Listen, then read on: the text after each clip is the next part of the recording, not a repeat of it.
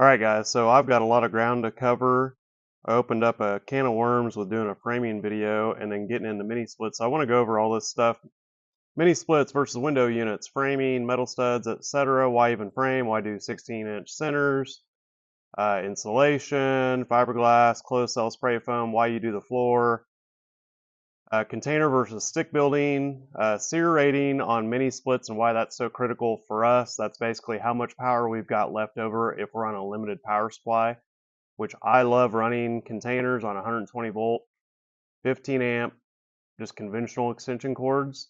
Mini splits allow us to do that. But one more quote I wanted to bring to you guys is Streisand effect. It's an attempt to hide or remove information resulting in more attention being brought to the subject that you were trying to hide. And this isn't really on topic for the containers today, but I kept hearing Streisand effect, and I guess I had a pretty good idea what it was. But it was interesting to me when you basically are trying to hide something or cover it up, it results in the public basically trying to seek out more information on that subject, and it has the opposite of the intended effect of you hiding it. So anyway, that's your little tidbit for today, and I'm sure most of you guys already knew what the Streisand effect was, but I had never really seen a formal definition, and it had to do with her mansion that was like falling into the ocean or the cliffs were collapsing or something like that. She tried to hide it, and then everybody went to go look it up. All right, so the first base I'm going to cover is framing. We use 2x3s. You could use 2x4s, but I use 2x3s because a container is narrow. And I'm going to try to keep all this as simple and concise as I possibly can. I don't want to use a 2x4 and have 2 less inches of width in a container because it's just 2 inches. I understand. But a 2x3 costs us nothing. There is no drawback to a 2x3. The only thing you don't want to do with a 2x3, now we do go through the piles of 2x3s at Menards and Home Depot and we get all the straight ones. That is a little bit of work. But I feel like the 2x4s are just about as twisted. And a 2x3 has no disadvantage in here because this is not structural. The container is structural, the walls are not. And that's going to segue into why do we do 16-inch centers. Now, you could rip 2x4s and do like a 2x2. That would work. But then we're getting into more labor. So things are already pre-made, ready to go, is a 2x3. The only problem is a 2x3 is not made in a 10-foot length. So then when we get, this is a standard height container, so 8-footers work well. When we get into a high cube container, we need obviously more than 8 feet. So then we got to start ripping 2x6s, or we build an 8-foot tall wall and then we do a little pony wall on top.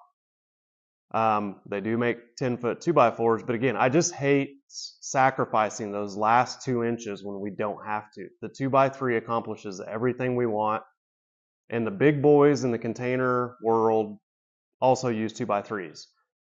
All right. So I think I've explained the 2x3s and why we use them. Here's the other thing. This is pretty freaking stiff. I can't really twist this at all.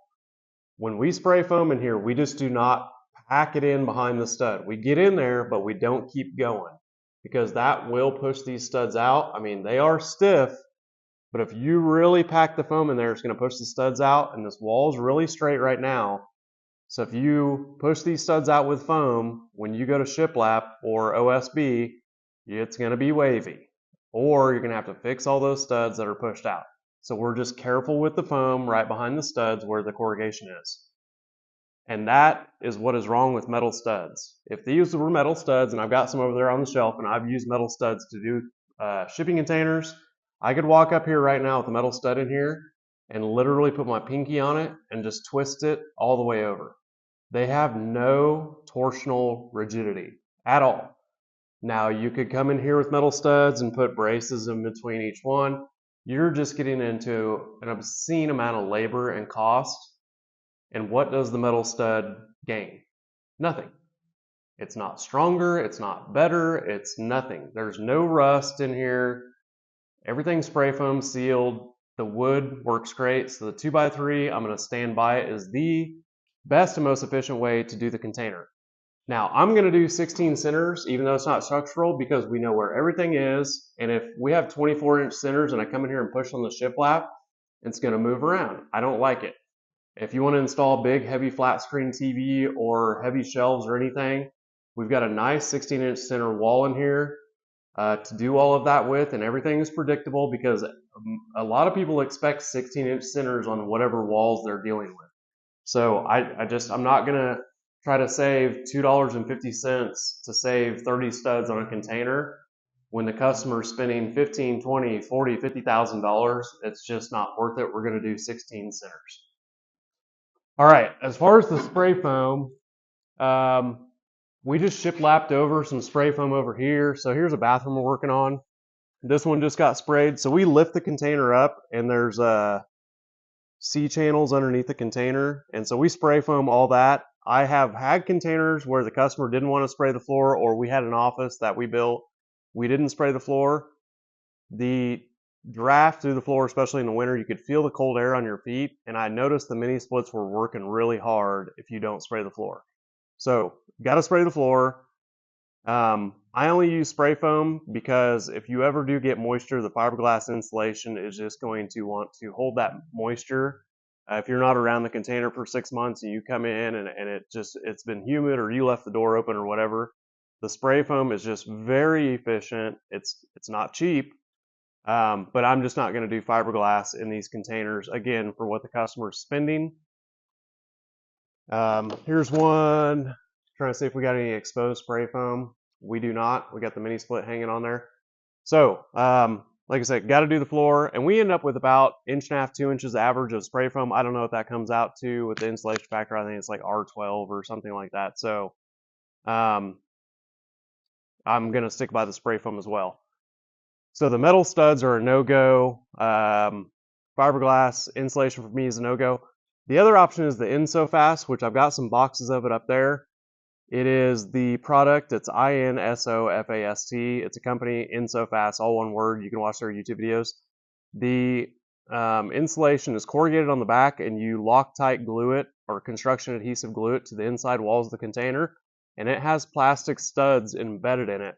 So with the InSoFast product, you don't have to frame. You can just glue those panels in here, but you can only use InSoFast in a new container because those corrugated sheets you glue onto the walls of the container cannot deal with any dents or anything like that, or they will not adhere right or correctly.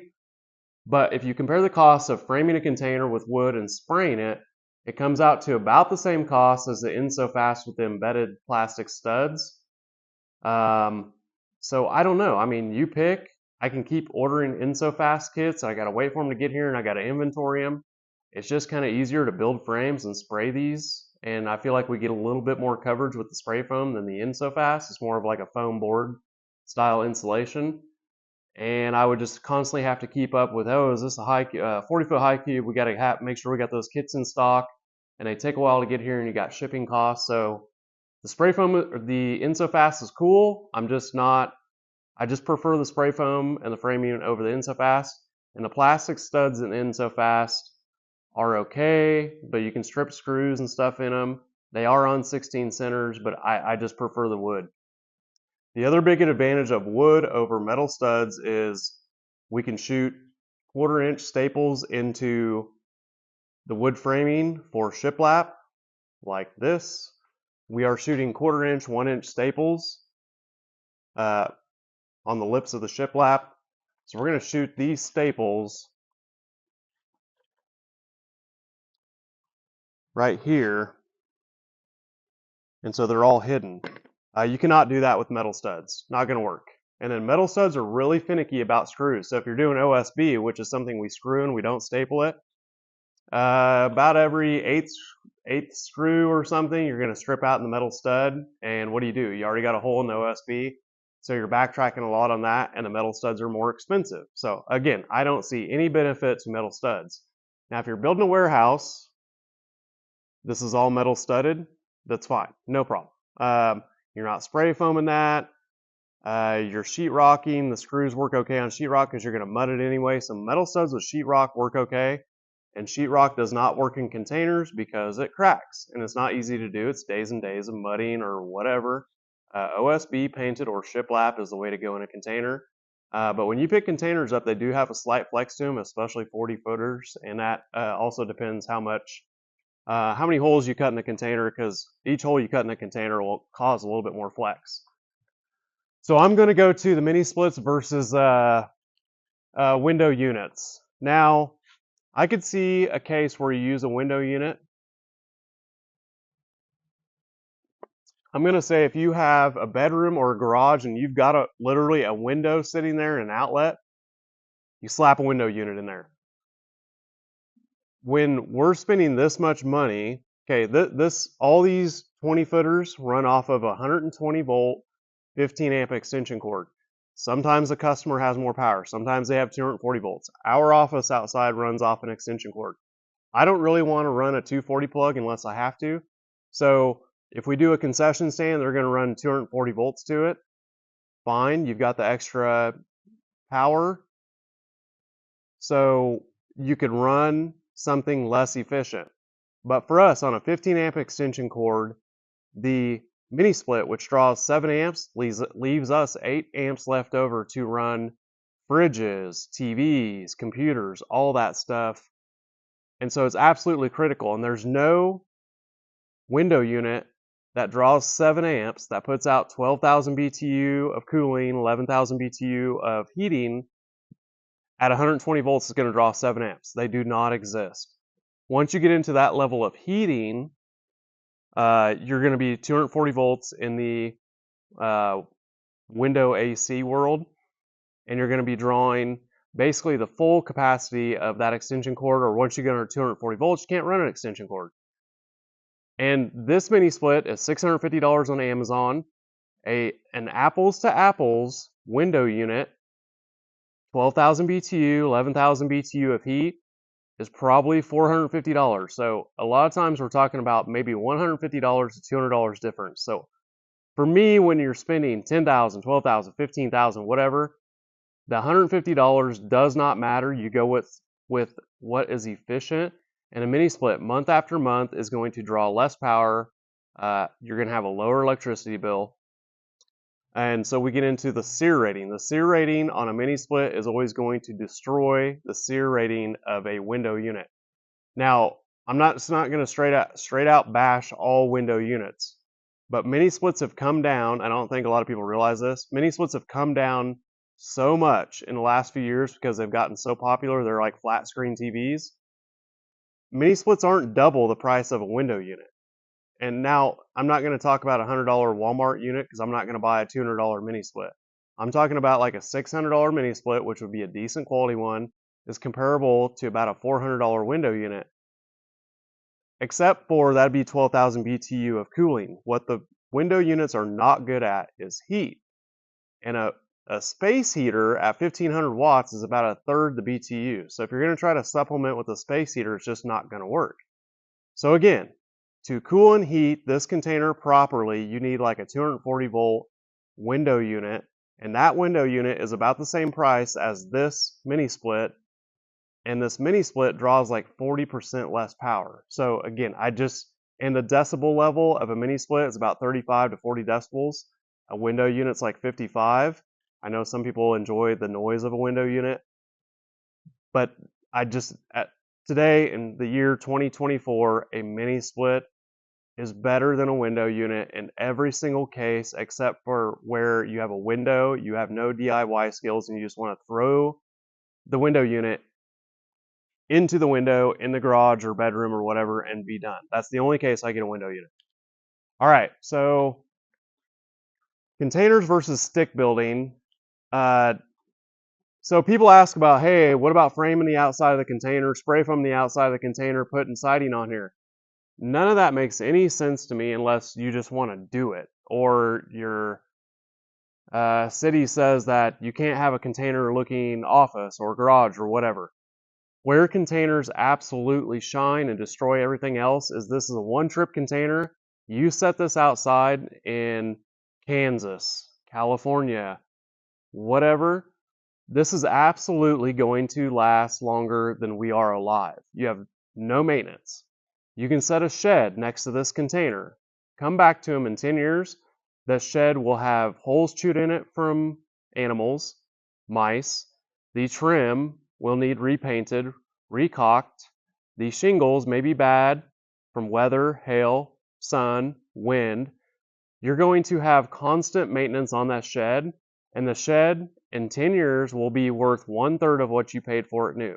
The container will be worth the same amount of money or more than you paid 10 years ago, and you will have zero maintenance on the container. Absolutely nothing, except if you want to touch up a piece of paint here and there. We get the used containers here in the lot. They're 15 years old. They have dents and dings, but they are in every way just as strong as they were the day they were made, and they've been in the salt water for 15 years getting beat up by forklifts and cranes and everything else. You put one of these one-trip containers down, you don't have to touch it. It loses no value. And I love building homes out of them, offices, everything, because they have no maintenance on the exterior. Once you start adding stuff to the exterior and making it like a stick-built home, it makes no sense. So you just leave it. It's a container. You can pull the decals, you can repaint it, but the exterior of a container lasts forever. And so we can get a new 20-foot one trip, $3,000, $3,500. A new 40-foot one trip is like $5,000, give or take. We cannot build that structure in the U.S. for under $20,000. There's no way. So you're getting a $20,000, $25,000 product subsidized down by China that shipped stuff over to the U.S. They ship stuff over in it, subsidize the cost of that container down because we have so much incoming one-way freight. So we're getting like a $20,000, $30,000 product for like $3,000, $4,000, $5,000. That's what makes a container so great, is it zero maintenance, and you can pick them up and move them. You're not going to break them. It's not going to be a wide load. They're portable, and in 10 years, they're worth exactly or more than you paid. I mean, generally, 10 years ago, all the containers are more than they used to be, but the new ones are coming down in price. So I kind of went over the container versus stick building. Just leave the outside of a container the way it is, paint it whatever color you want. Yes, a black or gray container is going to be a little bit warmer, but this building is this same gray on the outside, and that doesn't mean this building is going to be hard to heat or cool, or you need to paint, put a roof on the top or anything like that. It's going to be a little bit warmer in the summer, but if you have proper HVAC, it's going to be fine. Metal studs versus wood, kind of went over that. Insulation, we use the closed cell spray foam. The other option, budget options, is you do not frame the container. So imagine no frame. You just come in here, run your electrical, your conduit, weld it to the container, touch up the weld spots, and then you spray foam over that, and then you paint the spray foam. That is absolutely a budget option to get a climate-controlled office. For me, exposed spray foam is not something you want to live in by any means. But if you just need something that is like a freezer or an office, industrial, lab, something like that, you can absolutely just spray foam these, don't even frame them, have your electrical welded to the walls, and then paint the spray foam if you want, and you're done. And that's super cost effective and an absolute budget way to do them. So that works as well. Now your third option would be you run foam board, like a 2-inch foam board.